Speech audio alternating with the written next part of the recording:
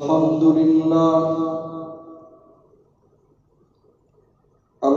لله وكفى وسلام على عباده الذين اصطفى أرسله بالحق بشيرا ونذيرا وداعيا إلى الله بإذنه وسراجا منيرا. وقال الله تبارك وتعالى في الكلام المجيد والفرقان الحميد: أعوذ بالله من الشيطان الرجيم. بسم الله الرحمن الرحيم. محمد رسول الله والذين معه أشداء على الكفار رحماء بينهم تراهم ركعا سجدا يبتغون فضلا من الله ورضوانا. وقال النبي صلى الله عليه وسلم: لو كان بعدي نبيا لكان عمر، أو كما قال عليه السلام. صدق الله وصدق رسوله النبي الكريم، ونحن على ذلك لمن الشاهدين والشاكرين، والحمد لله رب العالمين. اللهم صل على محمد وعلى آل محمد كما صليت على إبراهيم وعلى آل إبراهيم إنك حميد مجيد. اللهم بارك على محمد وعلى آل محمد كما باركت على إبراهيم وعلى آل إبراهيم إنك حميد مجيد. محترم حاضرین کرام، آج 26 ذی الحجہ 1442 ہجری 26 یا 27 ذی الحجہ کو آج سے تقریباً 1450 سال قبل قربانی کا ایک واقعہ پیش آیا. سوچنے کی بات یہ ہے کہ ذی الحجہ اسلامی سال کا آخری مہینہ ہے اور محرم الحرام اسلامی سال کا پہلا مہینہ ہے. پہلے مہینے میں بھی شہادتیں اور قربانیاں، سال کے آخری مہینے میں بھی شہادتیں اور قربانیاں. حضرت اسماعیل علیہ السلام کی قربانی ذی الحجہ میں، پھر حضرت عثمان غنی رضی اللہ تعالیٰ عنہ کی شہادت ہوئی 18 ذی الحجہ کو، پھر حضرت عمر رضی اللہ تعالیٰ عنہ پر حملہ ہوا 26 ذی الحجہ کو یا 27 ذی الحجہ کو، اور یکم محرم الحرام کو وہ شہید ہو گئے. نبی علیہ السلام کے وصال فرما جانے کے بعد حضرت صدیق اکبر رضی اللہ تعالیٰ عنہ خلیفہ بنے، تو آپ کا جو دور خلافت ہے، دور حکومت ہے، وہ تقریباً 2 سال اور 4 مہینے، اور حضرت عمر رضی اللہ تعالیٰ عنہ حضرت صدیق اکبر رضی اللہ تعالیٰ عنہ کے وصال کے بعد خلیفہ بنے تو 10 سال تک محمد مصطفیٰ صلی اللہ علیہ وآلہ وصحابہ وسلم تسلیما کثیرا کثیرا ان کے دین کو دنیا کے کونے کونے میں پہنچایا. 10 سال تک اسلام کی خدمت کرتے رہے. پھر ذی الحجہ کی آخری یہ تاریخیں آ جاتی ہیں. حضرت عمر رضی اللہ تعالیٰ عنہ نماز پڑھا رہے ہیں. فجر کی نماز میں حضرت عمر رضی اللہ تعالیٰ عنہ کی عادت مبارکہ یہ تھی کہ غلس میں اندھیرے میں نماز شروع فرماتے، اور اتنی لمبی نماز ہوتی کہ نماز کے اختتام تک بالکل اجالا ہو جایا کرتا تھا. ویسے حدیث پاک میں نبی علیہ السلام نے ارشاد فرمایا: اسفروا بالفجر فإنه أعظم للأجر. اگر تم بڑا اجر حاصل کرنا چاہتے ہو پھر فجر کی نماز کو روشن کر کے پڑھو۔ اس میں ایک تو جماعت میں لوگ زیادہ آ جاتے ہیں اور جماعت بڑی ہو جاتی ہے، اللہ تعالیٰ کی رحمتیں زیادہ برستی ہیں۔ فرمایا فَإِنَّهُ أَعْظَمُ لِلْأَجْرِ، لیکن حضرت عمر رضی اللہ تعالیٰ عنہ، اگر ہم اس دور میں حضرت عمر رضی اللہ تعالیٰ عنہ اگر نماز کو اجالے میں شروع فرماتے اور لمبی قرات کرتے کرتے تو سورج دور ہو جاتا۔ ایک روایت میں ہے کہ 40 آیات حضرت عمر رضی اللہ تعالیٰ عنہ تلاوت فرمایا کرتے تھے، اور ہمارا حال یہ ہے کہ اگر ایک رکوع سے زیادہ چلے جائیں، 10 منٹ سے 11 منٹ ہو جائیں تو کہتے مولانا صاحب آج خیر تھی، آج کی دیر لگا دی ہے۔ وہ صحابہ کرام رضوان اللہ علیہم اجمعین کا دور تھا، خیر القرون کا دور تھا۔ آپ نماز پڑھا رہے تھے فجر کی نماز میں، ابو لؤلؤ مجوسی تھا، مذہب اس کا مجوسیت تھا۔ اس سے پہلے حضرت عمر رضی اللہ تعالیٰ عنہ کے پاس آ چکا تھا، مغیرہ بن شعبہ کا غلام تھا۔ حضرت مغیرہ بن شعبہ رضی اللہ تعالیٰ عنہ نبی علیہ الصلوۃ والسلام کے صحابی ہیں، ان کا غلام تھا، اور انہوں نے اپنے اس غلام کو مکاتب بنایا ہوا تھا۔ مکاتب اس غلام کو کہا جاتا ہے جس کو کمانے کے لیے آزاد کر دیا جائے اور اسے یہ کہا جائے کہ اپنی آمدنی میں سے اتنا مجھے دے دیا کر، باقی تو رکھ لے۔ ویسے شریعت کی نظر میں غلام کی حیثیت ایسے ہے کہ جو کچھ غلام کمائے وہ سارا کا سارا مالک کا ہے، مالک سے اسے کھانا پانی دے، زندگی گزارنے کے لیے نان و نفقہ دے، باقی جو وہ کمائے وہ سارا مالک کا ہے۔ غلام کا مطلب یہ ہے، اور غلامیت کی حوصلہ شکنی کی ہے شریعت نے۔ حضرت محمد مصطفیٰ صلی اللہ علیہ وسلم نے ارشاد فرمایا جب قسم تم سے ٹوٹ جائے تو غلام آزاد کر دیا کرو۔ روزے کا کفارہ غلام آزاد کرنے کا ارشاد فرمایا۔ تو اس دور میں غلامیت کا دور تھا، تو آ کر حضرت عمر رضی اللہ تعالیٰ عنہ سے شکایت کرتا ہے کہ میں مغیرہ بن شعبہ کا غلام ہوں، وہ بدلے کتابت مجھ سے زیادہ لیتے ہیں، آپ نے سفارش کر دیں۔ حضرت عمر رضی اللہ تعالیٰ نے فرمایا کہ وہ کتنا لیتے ہیں؟ بتایا اتنا لیتے ہیں۔ تم کیا کام کرتے ہو؟ کہا میں چکیاں بھی بناتا ہوں، سنار کا کام بھی کرتا ہوں، تلواریں بھی بناتا ہوں، ہتھیار بھی بناتا ہوں۔ حضرت عمر رضی اللہ تعالیٰ نے فرمایا کہ اتنے فن جانتے ہو، ہنرمند آدمی ہو، اس حساب سے تو بہت تھوڑا دے رہے ہو۔ البتہ اگر تم ہمارے لیے بیت المال کے لیے ایک چکی بنا دو تو میں ان سے زیادہ معاوضہ دوں گا۔ تو یہ جاتے جاتے کہنے لگا عمر تیرے لیے میں ایسی چکی تیار کروں گا کہ مشرق و مغرب میں اس کی دھوم ہو جائے گی، وہ مشرق و مغرب میں اس کا شہرا ہو جائے گا۔ جانے لگا تو حضرت عمر نے فرمایا کہ یہ مجھے قتل کی دھمکی دے کر جا رہا ہے۔ بڑی فراست تھی حضرت عمر رضی اللہ تعالیٰ عنہ۔ تو صحابہ نے عرض کیا امیر المومنین پکڑ لیتے ہیں۔ فرمایا جب تک کسی بندے نے کوئی کام کیا نہ ہو ہم اسے کیسے پکڑ سکتے ہیں؟ صراحتاً بھی تو اس نے نہیں کہا کہ عمر تجھے قتل کروں گا، اس نے ایک اشارہ کیا، میں نے آپ کو بتا دیا۔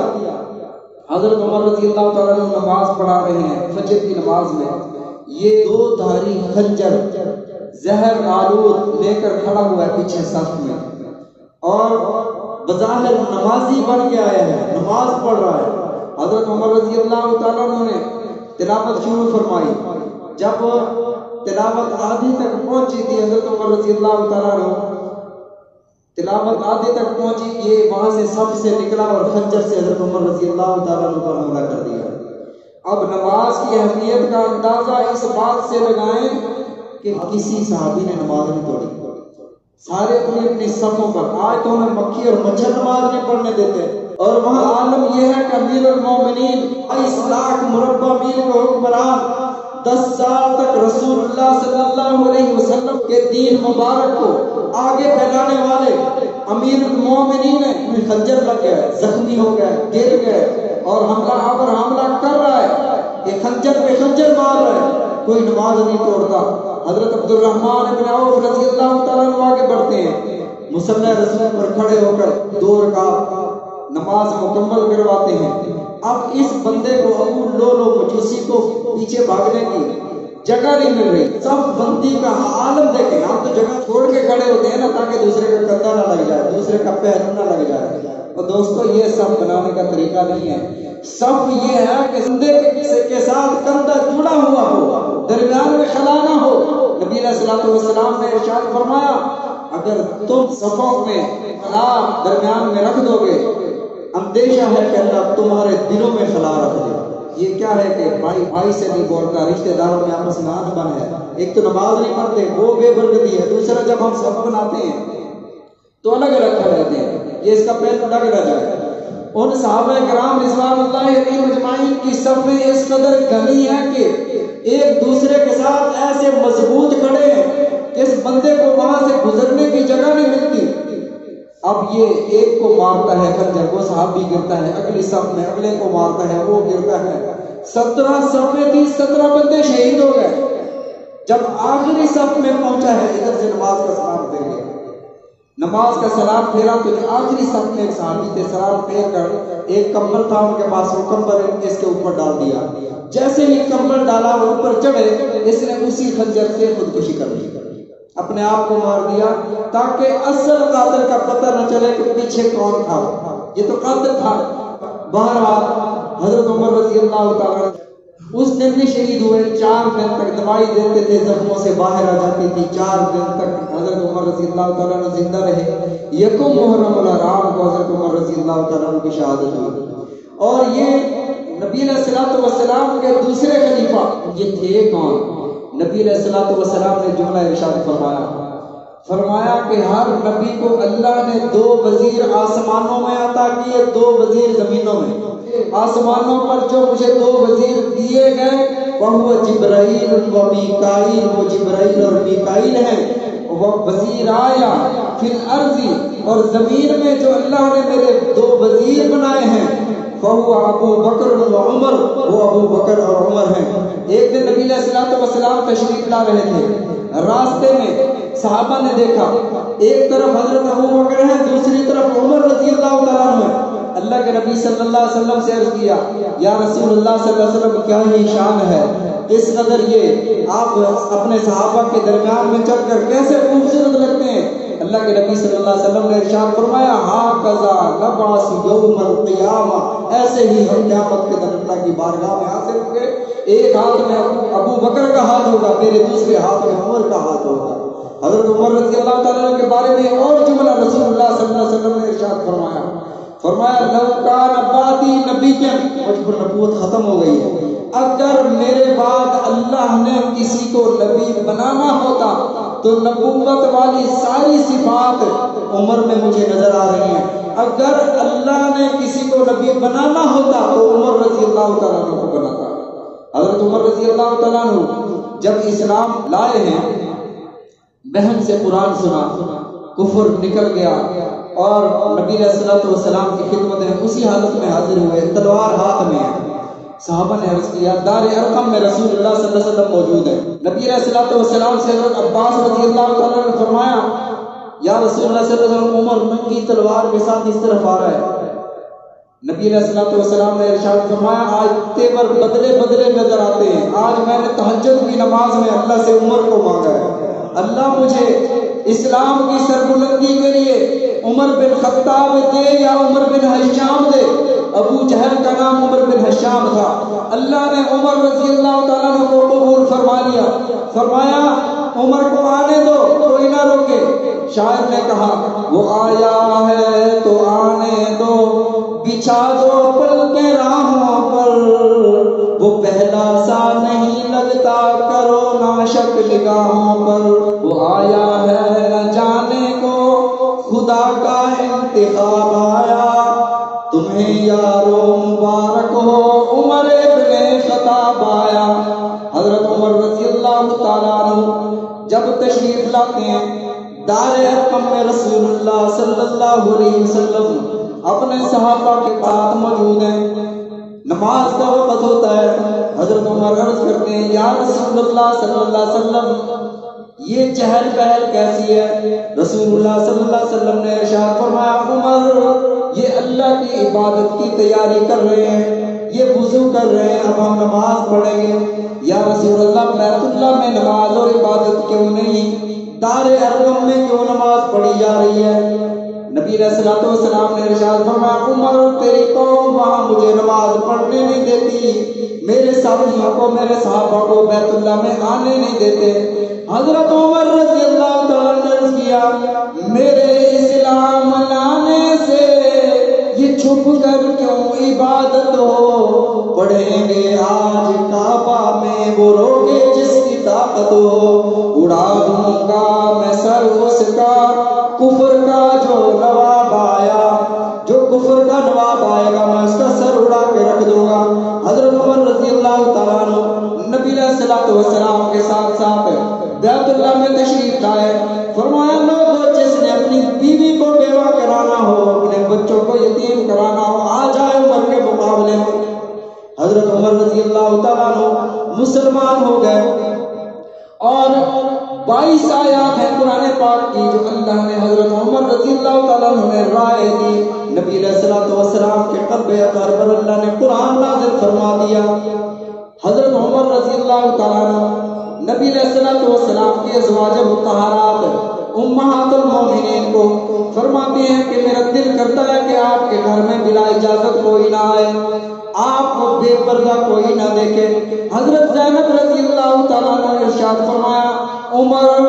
ان علینا ابن الخطاب، اے خطاب کے بیٹے تو ہمیں مشورے دیتا ہے، حالانکہ ہمارے گھر میں اللہ کا قرآن نازل ہوتا ہے، ہمارے گھر میں وحی اترتی ہے، آپ ہمیں کیسے حکم دے رہے ہیں؟ اللہ نے جبرائیل کو بھیجا، جا جبرائیل محمد کریم صلی اللہ علیہ وسلم کو یہ پیغام دے دے جو عمر کی رائے فرش پر ہے وہی اللہ عرش پر چاہتے ہیں۔ وَإِذَا سَأَلْتُمُوهُنَّ مَتَاعًا فَاسْأَلُوهُنَّ مِنْ وَرَاءِ حِجَابٍ، اے مومنو اگر تم نے محمد کریم صلی اللہ علیہ وسلم سے کوئی سوال کرنا ہو، اگر تم نے کوئی بات پوچھنی ہو، مِنْ وَرَاءِ حِجَابٍ، پردے کے پیچھے کھڑے ہو کر، اے میرے محبوب صلی اللہ علیہ وسلم آج کے بعد آپ کو اور آپ کی امت کی عورتوں کو حکم یہ ہے یا ایھا النبی قل لازواجک وبناتک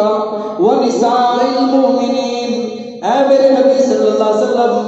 آپ اپنی بیویوں کو، ازواج مطہرات کو، ان پاکیزہ خواتین کو اور اپنی بیٹیوں کو، ونساء المؤمنین مومن عورتوں کی بیویوں کو ارشاد فرما دیں یدنین علیہن من جلابیبہن، فرمایا جب گھر سے باہر نکلیں تو اپنے پلوں کو اپنے کپڑے کو لٹکا کر پردہ کر لیا کریں، حجاب کر لیا کریں۔ نبی علیہ الصلوۃ والسلام نے ارشاد فرمایا جو عورت خوشبو لگا کر گھر سے باہر قدم رکھتی ہے اس کے ہر قدم پر اللہ کی لعنت برستی ہے، اور جس عورت کی آواز اس کے گھر سے باہر نکل گئی فرمایا اس گھر سے خیر و برکت اٹھ جاتی ہے۔ تو حضرت عمر رضی اللہ تعالیٰ نے جو رائے فرش پر دی تھی اللہ نے عرش سے فیصلہ اور قرآن بنا کر نازل فرما دیا۔ ایک دوسرا موقع ہے نبی علیہ الصلوۃ والسلام کے پاس آپ کے ایک صحابی حضرت عبداللہ بن عبداللہ حاضر ہوتے ہیں، یا رسول اللہ صلی اللہ علیہ وسلم میرا ابا بے شک منافق تھا، میرا نام بھی عبداللہ ہے، میرے ابے کا نام بھی عبداللہ، ابا فوت ہو گیا، میری خواہش یہ ہے کہ آپ نماز جنازہ پڑھائیں۔ نبی علیہ الصلوۃ والسلام نے ارشاد فرمایا تیرا دل کہتا ہے تو میں حاضر ہوں، ساری زندگی اس نے مجھے تکلیفیں دی، ساری زندگی اس نے میری ازواج پر باتیں کی، ساری زندگی اس نے مسلمانوں اور مومنوں کے خلاف پروپیگنڈے کیے، لیکن تیرے کہنے پر، تیرا دل رکھنے پر میں محمد حاضر ہوں، میں نماز جنازہ پڑھاؤں گا۔ حضرت عمر رضی اللہ تعالیٰ نبی علیہ الصلوۃ والسلام کے ساتھ عمر، حضرت ابو بکر صدیق، طلحہ زبیر، سارے صحابہ ایسے جا رہے ہیں جیسے چاند ستاروں کے جھرمٹ میں جا رہا ہو۔ نبی علیہ الصلوۃ والسلام جنازہ گاہ میں پہنچتے ہیں، اللہ کے نبی صلی اللہ علیہ وسلم کے دامن کو پکڑ کر حضرت عمر رضی اللہ تعالیٰ عنہ عرض کرتے ہیں یا رسول اللہ صلی اللہ علیہ وسلم آپ اس منافق کا جنازہ پڑھائیں گے، اس نے تو فلاں موقع پر یہ کیا، آپ کی پیاری زوجہ محترمہ حضرت عائشہ صدیقہ رضی اللہ تعالیٰ عنہ پر تہمت لگائی، یا رسول اللہ صلی اللہ علیہ وسلم آپ اس کے لیے دعا مغفرت فرمائیں گے۔ نبی علیہ الصلوۃ والسلام نے ارشاد فرمایا عمر محمد اب وعدہ کر چکا ہے، اب تو میں نماز جنازہ پڑھاؤں گا۔ لیکن یہ جو آیات اب نازل ہوئی نماز جنازے کے بعد، یہ پہلے بھی نازل ہو سکتی تھی، لیکن اللہ نے اس وعدے کا بھرم رکھا، محمد وعدہ کر چکا ہے، وعدہ پورا کر لینے دو، نماز جنازہ پڑھا لینے دو۔ نبی علیہ الصلوۃ والسلام نے نماز جنازہ پڑھائی، عمر پیچھے کھڑے ہیں، پتہ ہے سب کو منافق ہے، یا رسول اللہ اپنا کرتا بھی ہدایت فرمائے کفن میں دینا ہے۔ نبی علیہ الصلوۃ والسلام نے ارشاد فرمایا عبداللہ اگر تیرا دل کرتا ہے یہ لے جاؤ کرتا، والد کو پہنا دو، والد کو، وہ بندہ جو ساری زندگی مخالفت کرتا رہا، وہ انسان جس نے غزوہ احد کے موقع پر 300 آدمی اپنے واپس لے گیا کہ ہم آپ کا ساتھ نہیں دیتے، ایسا بندہ جو آپ کے صحابہ کا قاتل بھی ہو، پروپیگنڈے بھی کرتا ہو، منافقوں کے ساتھ، یہودیوں کے ساتھ بھی مل جاتا ہو، نبی علیہ الصلوۃ والسلام کی خبریں ان مکہ والوں تک بھی پہنچاتا ہو، ہر وقت ہر لمحہ نقصان دینے کا سوچتا ہو، اور نبی علیہ الصلوۃ والسلام کو پتہ بھی ہو کہ یہ ہمارے ساتھ ایسا کرتا رہا ہے، نبی علیہ الصلوۃ والسلام نے ارشاد فرمایا میرے صحابہ سب نے بنا لو، آج ہم عبداللہ کا جنازہ پڑھنے لگے ہیں، اللہم اغفر لحینا ومیتنا وشاہدنا وغائبنا وصغیرنا۔ پڑھ کون رہا ہے؟ او امام الانبیاء پڑھ رہے ہیں، امام القبلتین پڑھ رہے ہیں، سدرۃ المنتہا جب کی راہ گزر ہے وہ کہہ رہے ہیں اللہ اس کی مغفرت فرما، جن کی دعا مانگتے ہیں ابھی چہرے پر نہیں ہاتھ پھیرتے پہلے اللہ کی بارگاہ میں دعا قبول ہو جاتی ہے، اللہم اغفر لحینا، اللہ اس کو معاف فرما، اس کی مغفرت فرما۔ جنازہ ہو گیا، سلام پھر گیا، سلام کے بعد جبرائیل حاضر ہو گئے، یا رسول اللہ صلی اللہ علیہ وسلم اللہ فرماتے ہیں سورہ منافقون کھول کر ترجمہ اس کا پڑھ لینا، سورہ توبہ میں یہ آیات موجود ہیں، سواء علیہم استغفرت لہم ام لم تستغفر لہم فلن یغفر اللہ لہم۔ اے میرے محبوب صلی اللہ علیہ وسلم آپ اس کے لیے اللہ مغفر لحینا مغفرت کریں یا نہ کریں، اللہ اس کی مغفرت نہیں کرے گا، ان تستغفر لہم 70 مرۃ فلن یغفر اللہ لہم، اگر آپ اس کے لیے 70 دفعہ بھی استغفار کریں اللہ اس کو معاف نہیں کرے گا، اس لیے کہ یہ محمد کا بھی گستاخ ہے، آل محمد کا، محمد صلی اللہ علیہ وسلم کے گھرانے کا بھی گستاخ ہے، اس لیے اس کے نماز جنازہ پڑھنے سے اللہ معاف نہیں فرمائیں گے۔ اے میرے نبی صلی اللہ علیہ وسلم آج کے بعد آپ کے لیے حکم یہ ہے، آپ کے لیے قانون یہ ہے وَلَا تُصَلِّ عَلَىٰ أَحَدٍ مِّنْهُمْ مَاتَ أَبَدًا وَلَا تَقُمْ عَلَىٰ قَبْرِهِ، آج کے بعد کسی کافر کے جنازے پر، کسی منافق کے جنازے پر کھڑے ہو کر دعائے رحمت، دعائے مغفرت نہیں کرنی، فَإِنَّهُمْ كَفَرُوا بِاللَّهِ وَرَسُولِهِ، انہوں نے اللہ کے ساتھ کفر کیا، رسول کے ساتھ کفر کیا، وَمَاتُوا وَهُمْ فَاسِقُونَ، اور وہ اسی کفر کی حالت میں مر گئے۔ اس لیے جو آل رسول کا گستاخ ہو، جو رسول اللہ صلی اللہ علیہ وسلم کا درجہ گھٹاتا ہو اور اپنے اماموں کا درجہ بڑھاتا ہو، ایسے بندے کی نماز جنازہ پڑھنا جائز نہیں ہے۔ بات یہ ہے کہ اگر میرے والد کو کوئی گالی دے تو میں ساری زندگی اس کو نہ اپنے دروازے پر آنے دیتا ہوں اور نہ اس کے نماز جنازہ میں شریک ہوتا ہوں، اور جو رسول اللہ صلی اللہ علیہ وسلم کی بیٹی کو گالی دے، جو رسول اللہ صلی اللہ علیہ وسلم کی زوجہ مطہرات کو، ازواج مطہرات کو گالی دے، پھر میری غیرت کیسے گوارا کرے کہ اس کے نماز جنازہ میں شریک ہونے کا فتویٰ دوں۔ عرض یہ ہے کہ نبی علیہ الصلوۃ والسلام کے جو صحابہ ہیں، آپ میں سے کوئی بندہ کھڑا ہو کر یہ بتا دے کہ اس کے پاس مسلمان ہونے کا سرٹیفکیٹ ہے، کیا پتہ اوپر سے لا الہ الا اللہ محمد رسول اللہ پڑھا جا رہا، کسی کے پاس کوئی سند نہیں ہے، کوئی سرٹیفکیٹ نہیں ہے، لیکن نبی علیہ الصلوۃ والسلام کے صحابہ 1,24,000 صحابہ، تمام صحابہ کرام رضوان اللہ علیہم اجمعین کے پاس اسلام اور ایمان کا سرٹیفکیٹ موجود ہے۔ اللہ نے فرمایا کہ ایمان کو مزین کر کے زینہ فی قلوبکم، ایمان کو اللہ نے صحابہ کے دلوں میں رکھ دیا۔ اگر تم ایمان لانا چاہتے ہو پھر ایسے ایمان لاؤ جیسے صحابہ ایمان لائے، ان آمنوا بمثل ما آمنتم فقد اہتدوا، جیسے صحابہ ایمان لائے ویسے ایمان لاؤ گے، فقد اہتدوا، تب ہدایت کی راہوں کو پاؤ گے۔ تو جو بندہ صحابہ کا گستاخ ہو، جو نبی علیہ الصلوۃ والسلام کے رتبے اور مرتبے سے اماموں کا مرتبہ بڑھاتا ہو، اس کے نماز جنازہ میں شریک ہونا ناجائز اور حرام ہے۔ تو حضرت عمر رضی اللہ تعالیٰ عنہ نبی علیہ السلام سے جو عرض کر رہے تھے یا رسول اللہ صلی اللہ علیہ وسلم منافق کے نماز جنازہ نہ پڑھائیں، اللہ نے فیصلہ بنا کر قرآن بنا کر قلب محمد صلی اللہ علیہ وسلم پر نازل فرما دیا کہ آج کے بعد کوئی بندہ کسی کافر کے نماز جنازہ میں شریک نہ ہو، بے شک آپ کا پڑوسی کیوں نہیں ہے۔ ایسے خیر کے کلمات آپ بول دو کہ بہت افسوس ہوا، لیکن اس کے لیے یوں نہیں کہتے کہ اللہ مغفرت فرمائے، اللہ رحم فرمائے، ایسے نہیں کہہ سکتے۔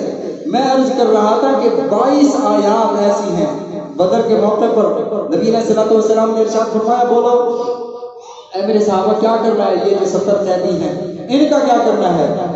سارے صحابہ نے، حضرت ابوبکر صدیق تو رقیق القلب تھے، فرمایا یا رسول اللہ فدیہ لے کر چھوڑ دیں،